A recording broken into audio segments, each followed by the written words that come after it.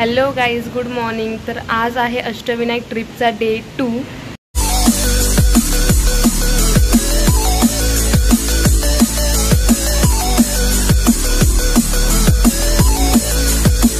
आता वाजले आहेत 9:30 सकाळचे आणि आम्ही आता निघालो आहोत सिद्धटेकला जायला। तर आम्ही आता आहोत पिंपरी सौदागरमध्ये। तर पिंपरी सौदागरपासून सिद्धिविनायकचं मंदिराचं किलोमीटर आहे 113 किलोमीटर आहे इकडून। तर आम्ही आता पहिला सिद्धटेकला जाऊ, मग भेटू रस्त्यात। Bye bye.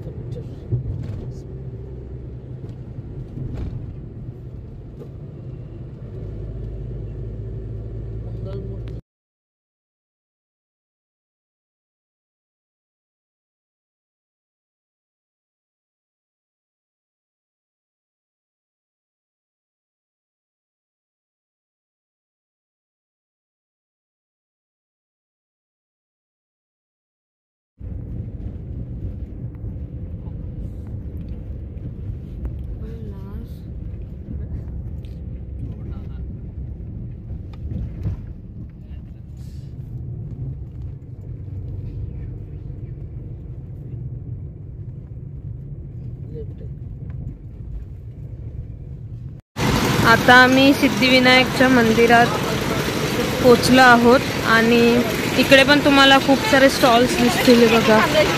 चप्पल आहेत, बेल्ट आहेत, उसाचा रस आहे, भजी आहेत आणि तिकडे पार्किंग पण आहे, फ्री आहे। दादा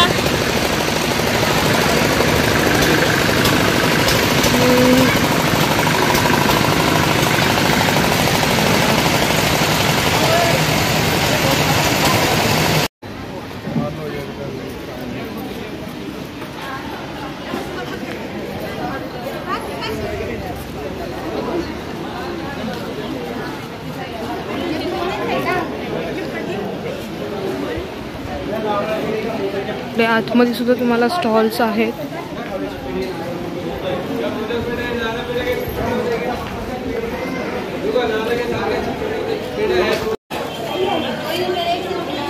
जास्त पायऱ्या नाही आहेत। श्री सिद्धिविनायकाचे मंदिर टेकडीवर उत्तरभिमुख आहे। सिद्धिविनायकाचे मखर पितळाचे असून त्याच्या दोन्ही बाजूंना जय विजय यांच्या 2 मोठ्या मूर्त्या उभ्या आहेत। मूर्तीचे मुख उत्तरेकडे असून ती गजमुख आहे।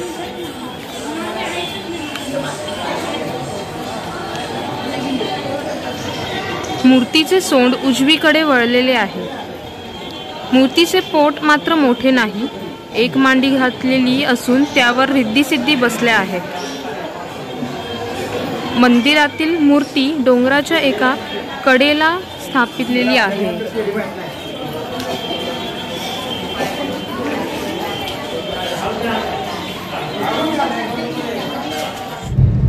आता आम्ही सिद्धटेकवरनं निघालो आहोत मोरगावच्या मोरेश्वराच्या देवळात जायला आणि इकडून सिद्धटेकवरनं मोरगाव आहे 58 किलोमीटर।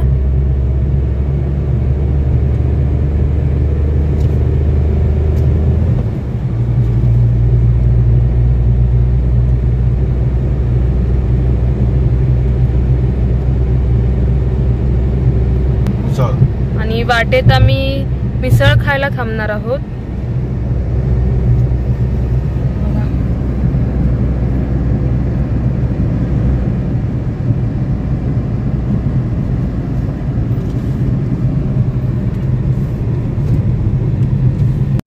मोरगावला जायचा हा हायवे आहे इकडून आणि इकडे मंगलमूर्ती मिसळ अँड भेलमध्ये आम्ही आता थांबलो आहोत जेवायला, मिसळ खायला। कारण पुण्यामध्ये यायचं आणि मिसळ नाही खायचं म्हणून आम्ही आता मिसळ खायला थांबलो आहोत।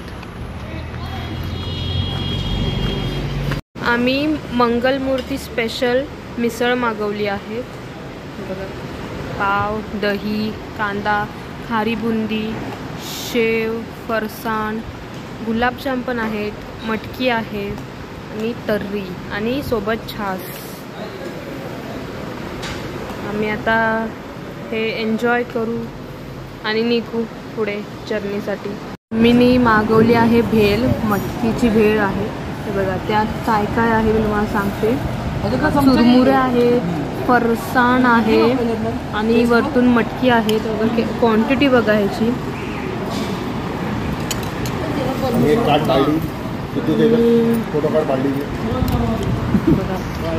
तर्री बघा.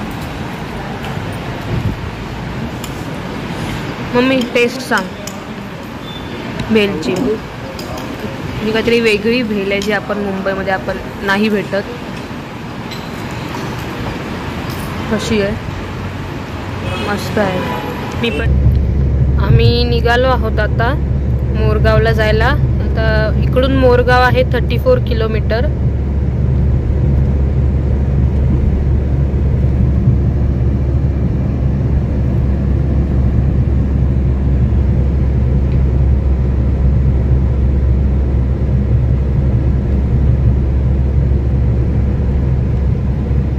तर आम्ही आता पोचलो आहोत मयुरेश्वराच्या मंदिरात. इकडे पार्किंग आहे, 50 रुपये आहे पार्किंग. आणि ते बघा तिकडे मंदिर आहे.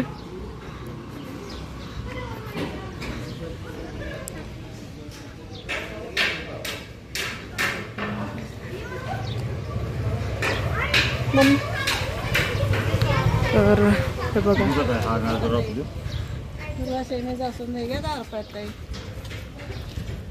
मोरगावचा मोरेश्वर किंवा मयुरेश्वर दोन्ही नाव आहेत.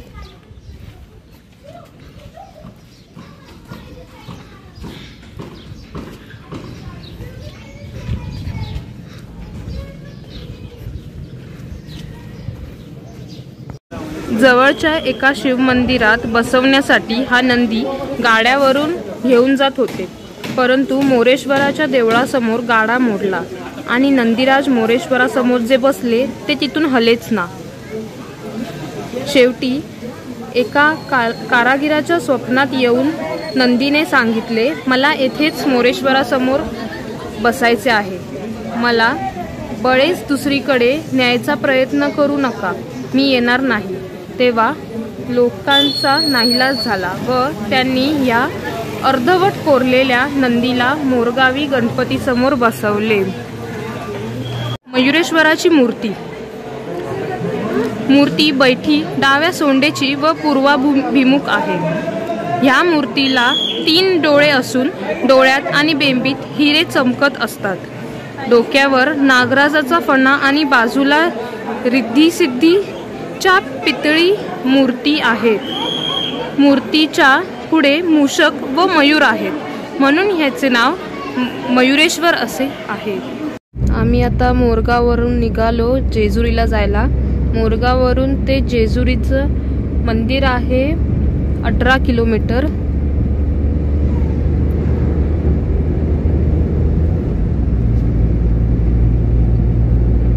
आम्ही आता जेजुरीला आलो आहोत.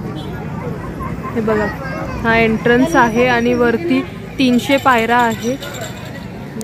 हे आहे देऊळ, पण आम्ही वर जाणार नाही आहोत. आम्ही खालीच दर्शन घेऊ, कारण की आता गर्दी पण आहे आणि काल पाऊस पडतोय, त्यामुळे जे जिने आहेत ते पाय सरकण्याचे जास्त चान्सेस आहे. म्हणून आम्ही वर नाही जातात. आम्ही इथे खालतूनच दर्शन घेऊ आणि निघू. हे बघा इकडे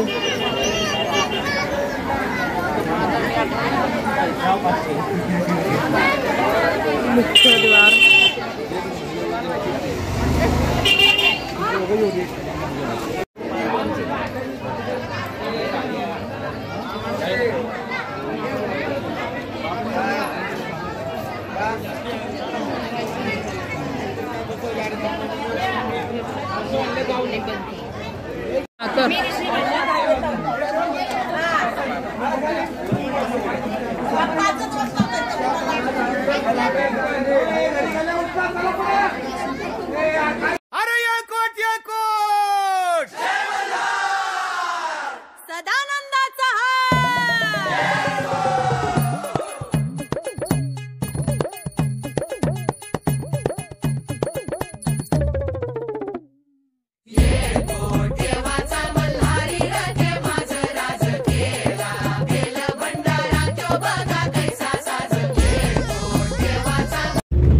आमचं पायथ्याशी दर्शन घेऊन झालं आहे. आम्ही आता निघालो आहोत घरी जायला, म्हणजे रूमवर जायला पुण्याच्या. तर भेटूया उद्याच्या ब्लॉगमध्ये.